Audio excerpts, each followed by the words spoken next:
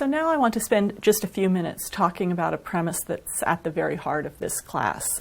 I became interested in teaching MOOCs not necessarily because I wanted to speak to tens of thousands of people at once, although if there's tens of thousands of you out there listening to this right now, I'm very excited to be able to speak with you and also just a little bit nervous at the same time. But more than that, I became interested in MOOCs because I know profoundly that in order for artists and creative people to succeed in the world, they need to find like-minded people to talk to share their visions, to ask their questions, to bounce ideas off of, and to be told whether it seems like a good direction or not to go, and also to develop the ability sometimes to know that even if people are telling you this is the wrong direction to go, you need to go there anyway. And all of that means that as artists and creative people, we need communities and we need networks in order to flourish.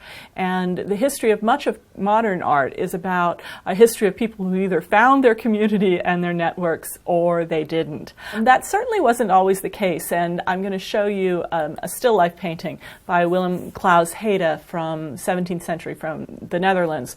It's got a kind of descriptive title, Still Life with Oysters, a silver tasse, that's the big kind of cup, and glassware, and it's from about 1635.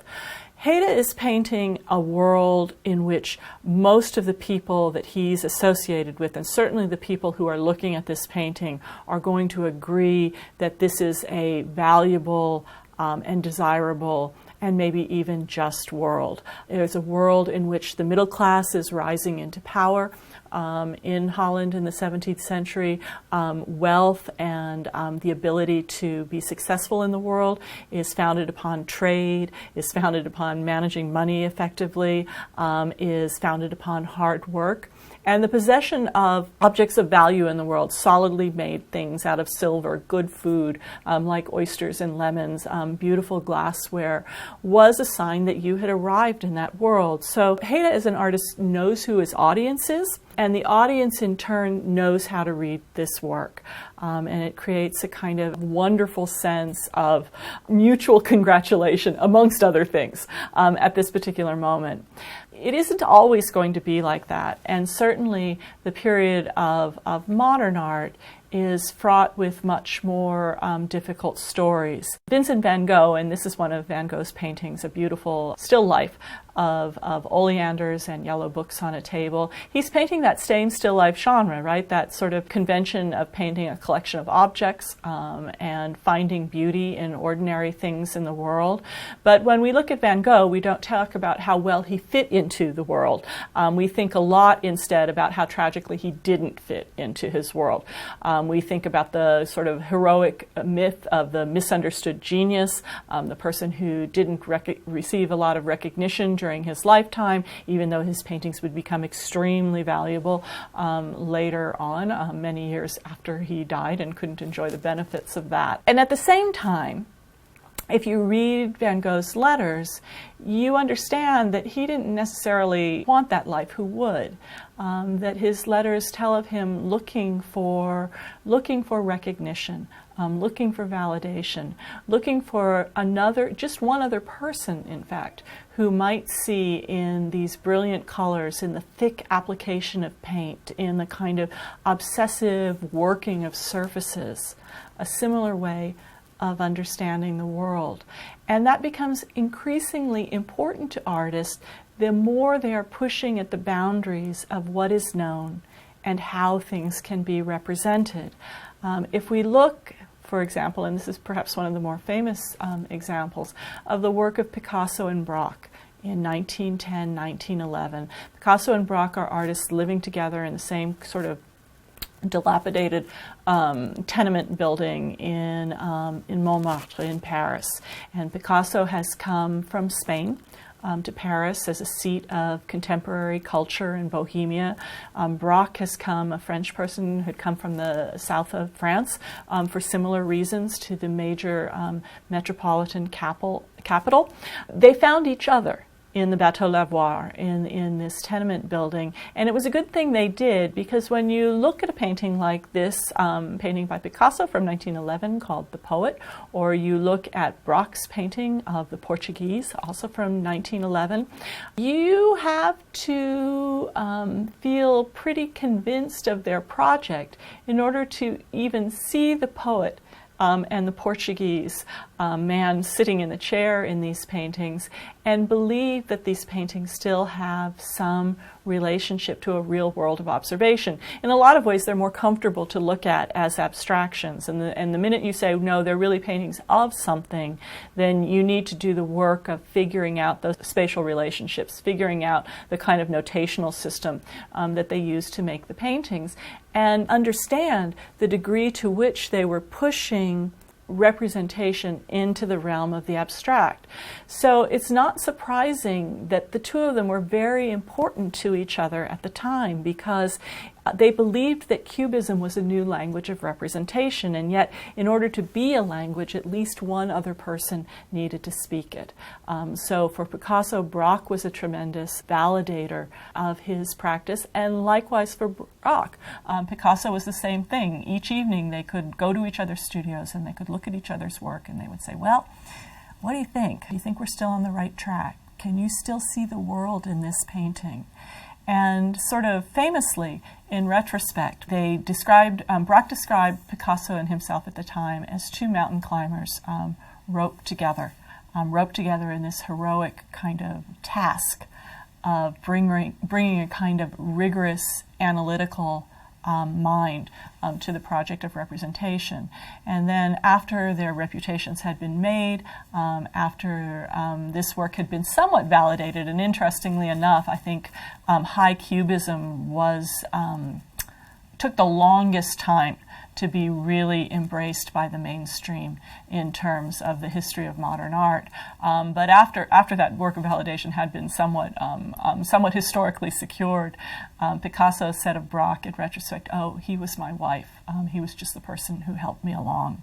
And you can feel that kind of sense of artists then also competing with each other over who was going to be remembered for their innovation and who would get a place in history.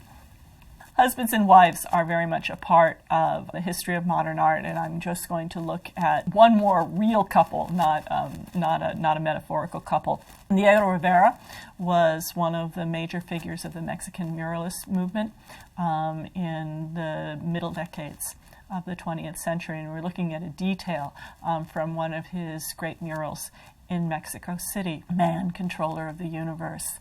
Rivera painted on a monumental scale, very, very large works, bent upon taking on the major themes of contemporary life, and using and inventing his own sort of mythological, part spiritual, and part vernacular language for doing so. He was married at the time, and for a good deal of his life, to the artist Frida Kahlo, an artist who painted persistently throughout a life that was marked by tragedy. She was in a bus accident when she was relatively young and sustained terrible injuries from that, and was very much in pain for most of her life, and bedridden for a good deal of it as well.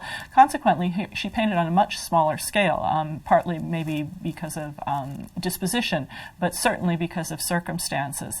And this is a lovely, lovely painting, a self-portrait that she did of Diego Rivera and herself together as husband and wife. You can see Diego himself was a kind of a monumental man in his own right, and Frida Kahlo very diminutive by his side. I think one of the interesting things about this painting and about Kahlo's career in general is, while Diego Rivera is remembered indisputably in the history of art, Kahlo has become a major figure in her own right as well. And her work is a way of understanding that taking on grand emotions, taking on the struggle of human life, doesn't necessarily have to be done on monumental scale in order to have a monumental impact. But we can ask, what was it that brought her work to the fore? Certainly, she was part of a creative circle of both Mexican nationalists and international travelers in Mexico City. She also did a fair amount of traveling in her own right with Diego. But her place in art history was secured because she, in fact, found her community and her true interlocutors several decades later, when a feminist practice of art history and a feminist practice of art came into being in the United States and elsewhere, but for our purposes, I will say, most particularly came into being under the leadership of two members of the faculty at California Institute of the Arts, Miriam Shapiro and Judy Chicago. So the work of finding a public for Calo was the work of artists and scholars who went looking for the example of artists like them in the art of the past. They wanted the example of strong women artists with profound and sustained practices, and they found that example in Calo and others. And so I guess I want to end up this lecture by saying that a collective can be as small as two people. It might be a husband and wife, either metaphorically or literally, but it might well be some very different configuration of family and community, a group of sisters, like the metaphorical sisters that we're looking at in these images from the feminist art program at Cal Arts in the 1970s. It might be any sort of a collective that enables an artist to feel that their work is recognized and understood in their own lifetimes. And maybe one of those collectives will come out of this MOOC as well.